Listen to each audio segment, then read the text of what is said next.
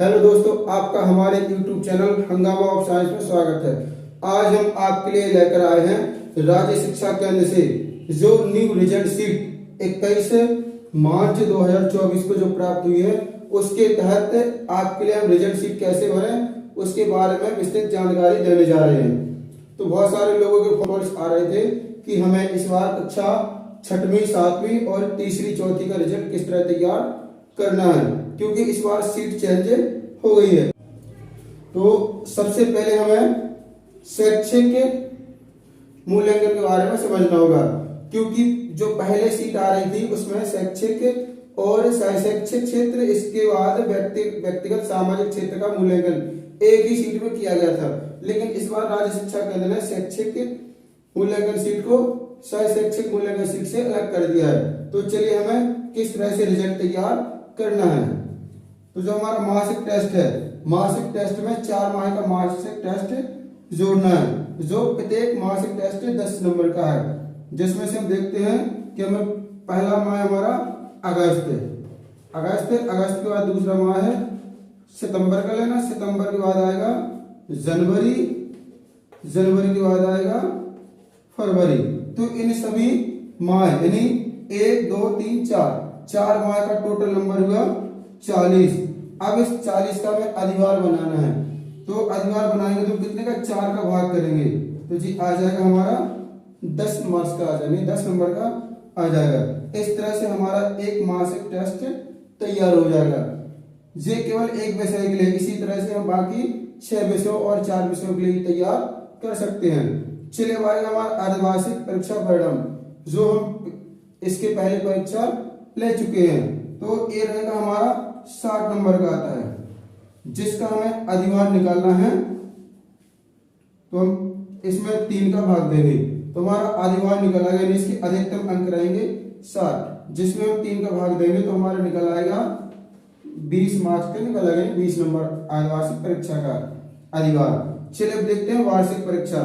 तो वार्षिक परीक्षा जो अभी पिछले माह हुई थी, जो 60 नंबर की हुई थी, अब इस 60 नंबर में से हमें किसी भी प्रकार का अधिभार नहीं निकालना है। जो हमारा 60 नंबर यानी 60 नंबर जेब का त्यों रहेगा, इसी पर हम रिजल्ट तैयार करेंगे। चलिए देखते हैं प्रोजेक्ट। तो प्रोजेक्ट वर्क हमारा 40 नंबर का हुआ था, तो 40 में से यानी अधिकतम नंबर कितने हैं 40। अब इस 40 में से हम क्या करेंगे, तो इसका भी हमें अधिभार निकालना है। तो अधिभार निकालने के लिए हम 4 का भाग देंगे, तो इस तरह से हमारा आ जाएगा 10 मार्क्स। चलिए इसकी हम गणना करते हैं। तो ये हमारा हो जाएगा 10 मासिक टेस्ट और 20 नंबर आ जाएगा हमारा अर्धवार्षिक परीक्षा का अधिभार। इसके बाद में 60 नंबर का जो वार्षिक का पेपर हुआ था और प्रोजेक्ट हमारा 10 नंबर का अधिभार। अब इनको हम कैलकुलेट करते हैं तो 10 और 20 30, 30 और 60 90, 90 और 10 100। इस तरह से छात्र के अधिकतम अंक प्रत्येक विषय में 100 आएंगे। अब ये तो केवल आपके लिए समझाने के लिए इस तरह से टेबल को यूज किया है। यदि आपने जो बच्चे को जो रियल नंबर दिए हैं या जो बच्चे ने रियल नंबर अर्जित किए हैं, उसके हिसाब से आप इसका अधिभार सहित उसका वार्षिक रिजल्ट 100 अंकों की गणना कर सकते हैं। तो इस तरह से यदि आप रिजल्ट बनाएंगे तो आपको किसी प्रकार की प्रॉब्लम का सामना नहीं करना पड़ेगा। तो कक्षा 6 और 7 के लिए 6 विषय की गणना करेंगे इसी प्रकार से, हिंदी, अंग्रेजी, संस्कृत, गणित, विज्ञान और सामाजिक विज्ञान। सभी का मार्क्स कितना अधिकतम मार्क्स रहेगा 100 नंबर का।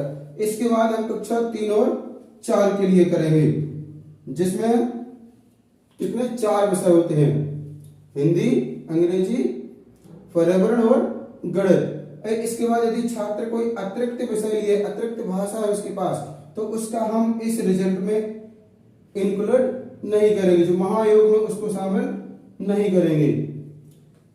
चलिए तो इस तरह से हम रिजल्ट को तैयार करेंगे।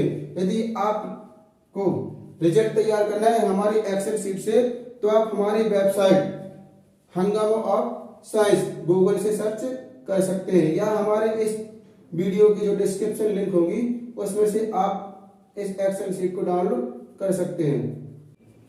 तो वार्षिक परीक्षा परिणाम अभिलेख पत्रक कक्षा 6वीं 7वीं पूर्व माध्यमिक।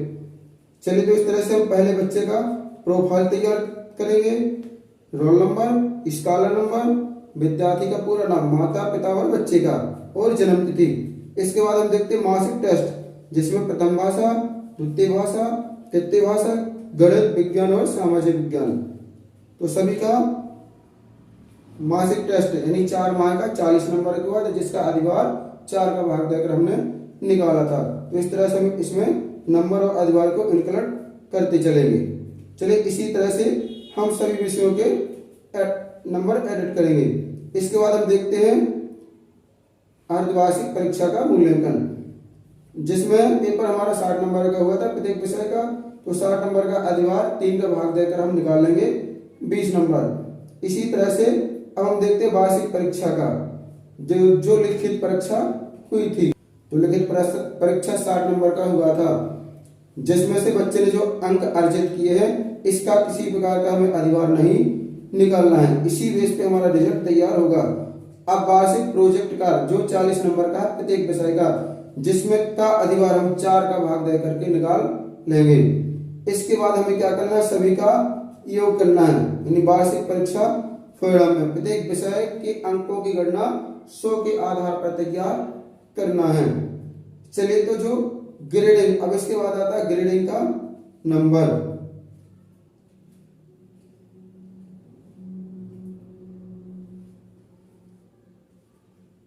यदि छात्र 85 से ऊपर है तो उसका ग्रेड जाएगा A+ में। यदि छात्र 76 से 85 के बीच में है तो उसका ग्रेड जाएगा A। यदि छात्र 66 से 75 के बीच में तो उसका वार्षिक रिजल्ट होगा B। यदि छात्र 56 से 65 के बीच में है तो उसका रिजल्ट होगा B, यानी 66 से 75 तक B पॉजिटिव। इसके बाद 51 से 55 के बीच है तो उसका रिजल्ट होगा C पॉजिटिव, और 46 से 50 के बीच में रिजल्ट होगा उसका C, और 33 से 45 के बीच रिजल्ट होगा D। यदि छात्र 33 से कम आता है तो उसका रिजल्ट होगा E, जिसे विशेष शिक्षण की आवश्यकता है, या उसे हम द्वितीय राउंड में परीक्षा लेकर के उसका रिजल्ट अपग्रेड करेंगे। तो चलिए दोस्तों, अब हम सह शैक्षिक एवं व्यक्तिगत सामाजिक गुणों का मूल्यांकन रिजल्ट शीट भरते हैं। तो इसके लिए आपको क्या करना है कि सह शैक्षिक क्षेत्रों का जो मूल्यांकन है ये 5 विषयों पर आधारित रहेगा, जिसमें रहेगा पहला साहित्यिक, दूसरा सांस्कृतिक, तीसरा वैज्ञानिक, चौथा सृजनात्मक, 5वां खेल कूद। ये सभी के मार्क्स रहेंगे 20-20 अंक वाले, जिसका रिजल्ट हमें ग्रेडिंग बेस्ड तैयार करना है, यानी इसके अधिकतम अंक रहेंगे 20। इसके बाद हम देखते हैं सामाजिक व्यक्तिगत गुणों का मूल्यांकन, जिसमें बच्चे के रहेंगे 10 भाग। पहला इसका नियमितता, दूसरा समयबद्धता, तीसरा स्वच्छता, चौथा अनुशासन, कर्तव्यनिष्ठा, 5वां सहयोग की भावना, 6वां अभिव्यक्ति, 7वां पर्यावरण के प्रति संवेदनशीलता, 8वां नेतृत्व की क्षमता, 9वां सत्यवादिता, 10वां ईमानदारी। तो सभी का अधिकतम मार्क्स रहेंगे 20 मार्क्स, जिसकी हम नंबर ग्रेडिंग बेस्ड तैयार करेंगे।